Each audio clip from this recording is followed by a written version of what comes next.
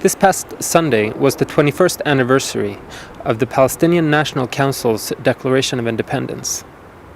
The news in Israel this past week has been dominated by rumors that the Palestinian leadership is once more planning to declare independence. Justus Weiner is an expert of international law at the Jerusalem Center for Public Affairs. I recently asked him how one is to interpret these statements. Several Palestinian leaders have recently threatened to unilaterally declare independence. Hypothetically, how would such a declaration be different than from the previous one? I'm frankly surprised that the world gets riled up about idle threats of a few unnamed Palestinian officials. On today's Jerusalem Post headline, you see that Yassir Arafat, who is the chief negotiator for the Palestinians and is based in the Palestinian Authority on the West Bank, that he has denied any intention of declaring statehood. And on top of that, the leading players in the international arena, the European Union, the United States, they're all against it. I think the British would call this a tempest in a teapot. It's much ado about nothing, really.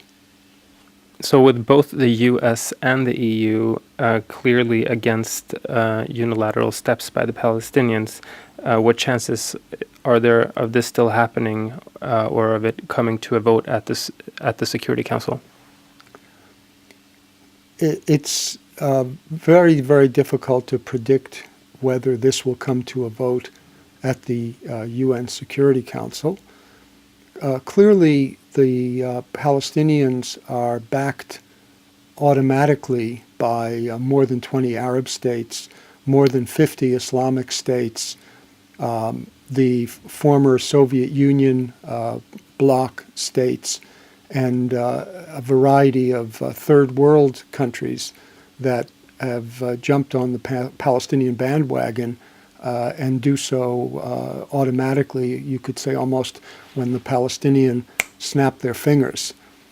So there is no expectation in Israel that the majority in the General Assembly or even in the Security Council will act in accordance with international law, and in this case, for once, come down on Israel's side. No one really expects that. It's a given that you have countries which are not democracies that have a history of engaging in wars and threats of wars, piling up on one side and supporting the Palestinians. But that said, the real effort the Palestinians should make at this point is, and I'm saying this in their interest, the real effort should be to reach out to Israel to resume negotiations, not what the PA head Mahmoud Abbas has done over the past months, where he has refused to negotiate, refused even to meet with the Israeli Prime Minister Netanyahu, out of refusing to meet on the one hand and making threatening unilateral gestures on the other hand. That's hardly the proper mix or the ingredients to create a better future and a lasting peace. The hate propaganda in official Palestinian media continues. During a memorial ceremony recently for Yassir Arafat, the participants were shown interviews with Palestinian children. The organization Palestinian Media Watch has translated the material to English.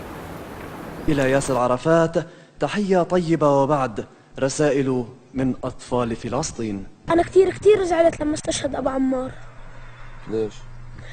لأنه كان واحد منيح وكان يعني مناضل، مش يعني كان يعمل أشياء بالنضال، كان يساهم على النضال، يعني مش يعمل سلام وهيك، يعني كان هو بده يحارب. ياسر عرفات كان رئيس كتير مهم، وكان يجابه كل الأعداء وما يخافش من حدا، وكل اليهود والإسرائيليين والناس اللي ضدنا كانوا يخافوا منه.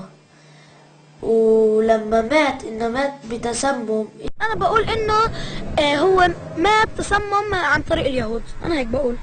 بقول أبو عمار يريدوني قتيلا يريدوني يأسيرا، وأنا بقول لهم شهيدا شهيدا شهيدا.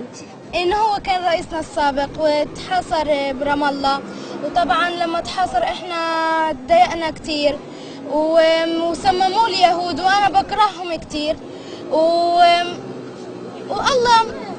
يجزيهم. مات وهو مسموم من اليهود، طبعا مش عارف من ايش مات، بس بعرف ان من يهود. انا هدوله كل دوره قعد في غرفه واحده، بالاخر سموه اليهود واتهموا حدا ثاني غيرهم. And now to something a little bit less morose.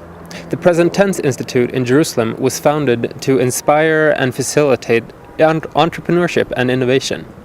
This past Tuesday night, young Israeli entrepreneurs were invited to an event at the PresenTense Institute to mark the Global Entrepreneurship Week, which was observed around the world. Brachie Sprung works as a fellowship coordinator at the PresenTense. So what's happening here tonight? PresenTense and ROI are having a joint event for Global Entrepreneurship Week. We want to promote entrepreneurship in the community, and we invited our community of fellows and volunteers to come join us tonight for the event. All right, so PresenTense is about entrepreneurship and innovation. How do you work to promote that? Basically, we have a couple of ways we do it. We have a hub that we're actually in tonight. The hub promotes entrepreneurs to come sit and work together.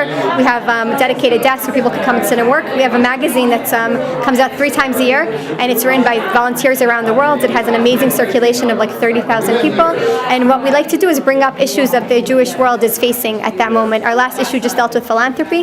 And the last thing that we do to promote innovation is our fellowship program.